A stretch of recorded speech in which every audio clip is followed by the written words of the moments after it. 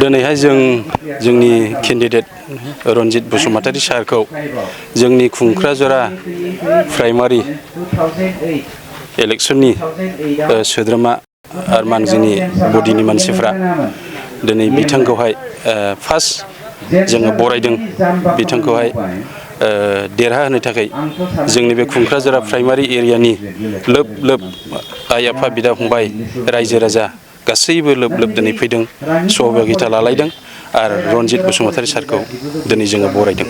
देरहानाया माबायदि देरहानाया लामायाव जोङो जोंनि बुथ कमिटिफोरखौ जोङो जेरैजोंबो सांग्रां हिसाबै जोङो बिजिरनानै नायदों जेरावबो आगान होदों ओमफ्राय दासिमाव जों मोनदांनो जे जेरै जों गामियाव जों दा देरहानायाव दङ थिग बेबायदिनो बे जोंनि अल निसिमायावहाय जेसेबां बुथ कमिटि दं बेवहाय गासैनिफ्रायबो जों मोननो हादों जे निस्सय देरहानाया खाथां।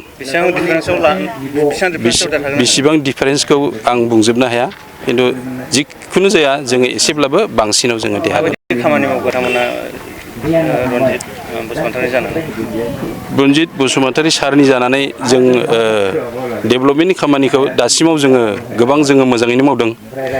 जोंनियाव बेयाव 15 बोसोरावहाय जोंनि नुनायावहाय प्रपार माने एखेबारे बे खुंख्राजराथाराव माने जोङो मोननैल' डेभेलपमेन्ट नुदों बे 15 बोसोराव बेयो जाबाय कमिउनिटि हल ओमफ्राय साब सेन्टार।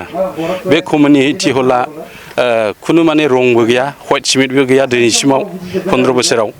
बिनिफ्राय दरजा मोनथाम दं बे दरजा मोनथामाव सानजाजोंबो स्टेप गैया सोनाबजोंबो स्टेप गैया खोलाजोंबो स्टेप गैया नायब्लाबो नुनो हागोन।